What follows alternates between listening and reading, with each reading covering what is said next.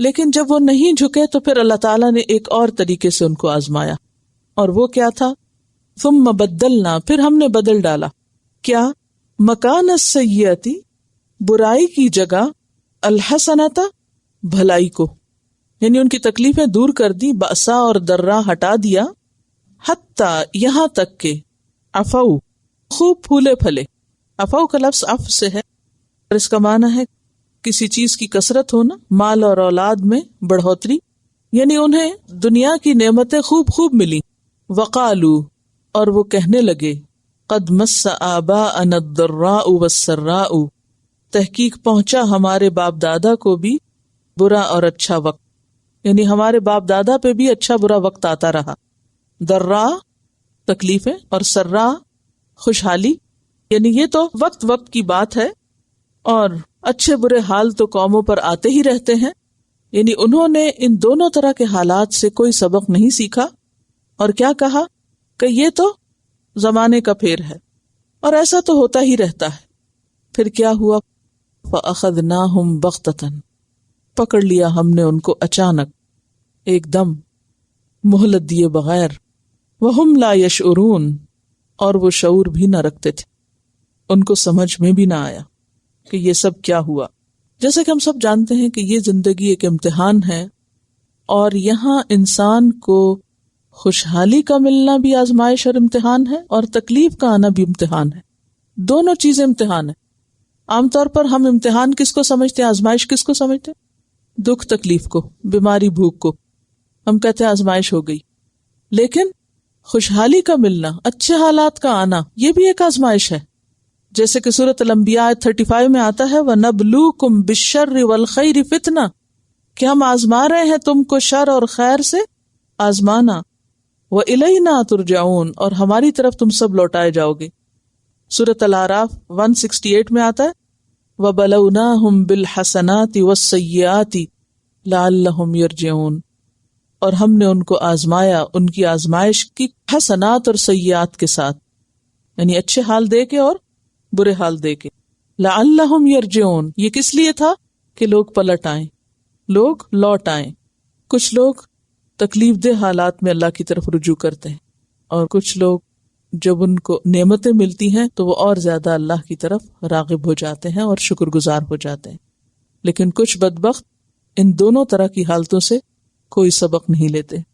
اور پیچھے سورۃ الانعام میں بھی آپ یہ مضمون پڑھ چکے ہیں، آیت 44 میں، جہاں پر اللہ تعالیٰ فرماتے ہیں فَلَمَّا نَسُوا مَا ذُكِّرُوا بِهِ فَتَحْنَا عَلَيْهِمْ أَبْوَابَ كُلِّ شَيْءٍ، ہر چیز کے دروازے کھول دی، ہر چیز خوب خوب عطا کی ان کو، حَتَّى إِذَا فَرِحُوا بِمَا أُوتُوا أَخَذْنَاهُمْ بَغْتَةً، جب وہ دنیا کی خوشحالی میں خوب مست ہو گئے اور بھول گئے ہمیں، تو ہم نے ان کو پھر یکا یک پکڑا، اچانک پکڑا۔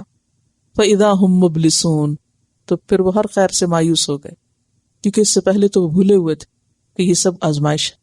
تو اس آیت سے کیا سبق ملتا ہے؟ تکلیف پر صبر کرنا چاہیے، اور اللہ کی طرف رجوع کرنا چاہیے، توبہ استغفار کرنی چاہیے، اور اسی طرح خوشی خوشحالی اور نعمت کے ملنے پر بھی اللہ کی طرف رجوع کرنا چاہیے اور شکر ادا کرنا چاہیے، اور ان نعمتوں کا حق ادا کرنا چاہیے۔ کسی حال میں بھی اللہ کو بھولنا انسان کی بدبختی کی علامت ہے، لیکن عموماً لوگ اس سے سبق نہیں لیتے، اور وہ کیا قرار دیتے ہیں ان سب چیزوں کو، حالات کی اونچ نیچ کو کیا کہتے ہیں؟ یہ تو زمانے کی دبش ہے، یہ تو زمانے کا ہیر پھیر ہے، اور یہ تو ہوتا ہی رہتا ہے، اور ہمیشہ ہوتا ہے، اور ہر دور میں ہوتا ہے، اور ہر ایک کے ساتھ ہوتا ہے، لہٰذا وہ اس کی کچھ اور تعویل کر دیتے ہیں، اور جو سیکھنے کا سبق ہے وہ نہیں سیکھتے۔ یہاں ایک اور چیز ہمیں نظر آ رہی ہے، اور وہ یہ کہ ان کی پکڑ اچانک ہوئی، اچانک مصیبت پڑی، کہ ان کو اس سے ایک لمحہ پہلے تک خیال بھی نہ تھا یہ سب کچھ ہونے والا ہے، اور یہ سب بھی ہو سکتا ہے، ان ایکسپیکٹڈ۔ اور آپ کو معلوم ہے کہ جو چیز اچانک ہو وہ زیادہ تکلیف دہ ہوتی ہے۔ اگر ایک چیز نظر آ رہی ہو، مثلاً اگر موسم بدل رہا ہے، پہلے آپ دیکھتے ہیں ہوا چلی، بادل آئے، پھر بارش ہوئی، پھر اگر تیز بھی ہو گئی، تو آہستہ آہستہ گریجولی آپ اس کی طرف بڑھ رہے ہیں اور آپ اس کا بندوبست کر رہے ہیں۔ جیسے موسموں کی تبدیلی ہوتی ہے، گریجولی ہوتی ہے، تو آپ پریپیئر ہو جاتے ہیں، آپ کا جسم بھی عادی ہو جاتا ہے۔ لیکن جب اچانک تبدیلی ہو، ایک دم موسم ٹھنڈے سے گرم یا گرم سے ٹھنڈا ہو، تو عموماً لوگ بیمار پڑ جاتے ہیں۔ اسی طرح کوئی بھی چیز جو اچانک ہوتی ہے وہ انسان کے لیے قبول کرنا بھی مشکل ہوتی ہے، تو اس میں تکلیف کے ساتھ غم میں اضافہ بھی ہوتا ہے۔ لیکن ایک بات یاد رکھیے، ایک حدیث سے پتہ چلتا ہے کہ اچانک موت مومن کے لیے رحمت، یعنی جو ایمان پر تھا، صبر اور شکر کرنے والا، اللہ کو یاد کرنے والا، اپنے فرائض اس نے پورے کیے ہوئے ہیں، وہ موت کے لیے تیار ہے۔ اچانک موت آئی اور بغیر کسی لمبی بیماری کے یا بغیر کسی کے اوپر بوجھ بنے وہ دنیا سے رخصت ہو گیا۔ مومن کے لیے جو آخرت کی تیاری کے ساتھ ہے، اس کے لیے اچانک جانا خیر کا باعث ہے، لیکن کافر کے لیے مصیبت کہ اس کو توبہ کا موقع ہی نہیں ملا، پلٹنے کا وقت ہی نہیں ملا۔ اب آپ دیکھیے کہ جب کسی بستی کے اوپر ایسی کوئی مصیبت آتی، نیکوں کے ساتھ بد اور بدوں کے ساتھ نیک سبھی پس جاتے ہیں نا۔ اب اگر ایک شخص نیکی کی حالت میں ہے، اچھا کام کر رہا ہے، اللہ کے ذکر میں ہے، نماز میں ہے، دعا میں ہے، اللہ کی یاد میں ہے، اپنے فرائض پورے کیے ہوئے ہیں، اور اچانک کوئی ایسی چیز آ جاتی ہے اور انسان دنیا سے چلا جاتا ہے، تو اس کے لیے آخرت دنیا سے زیادہ اچھی جگہ ہے۔ جس کا انجام اچھا ہو گیا، دنیا اس کے لیے تو پسندیدہ جگہ ہے ہی نہیں، قید خانہ ہے، اس کے لیے تو خوشی کی جگہ ہے ہی نہیں، نہ اسے دنیا سے اتنی محبت ہے، نہ اس کا دل دنیا میں لگا ہوا ہے، لہٰذا وہ چلا گیا تو اس کو کیا غم پیچھے چھوڑنے کا، کچھ بھی۔ لا خوف علیہم ولا ہم یحزنون، نہ آگے کا خوف ہے نہ پیچھے کا غم ہے۔ لیکن جس کو آگے کا خوف ہو اسے پیچھے چھوڑنے کا بھی غم ہو جاتا۔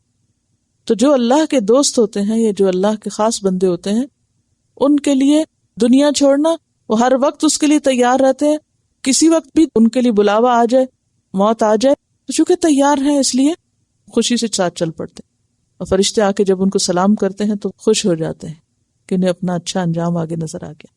تو اس سے کیا سبق ملتا ہے کہ ہم میں سے ہر ایک کو تیاری رکھنی چاہیے، اس دنیا کو گھر نہیں سمجھنا چاہیے، اس دنیا کو رہنے کی جگہ نہیں سمجھنا چاہیے، اس دنیا کو کام کی جگہ سمجھنا چاہیے۔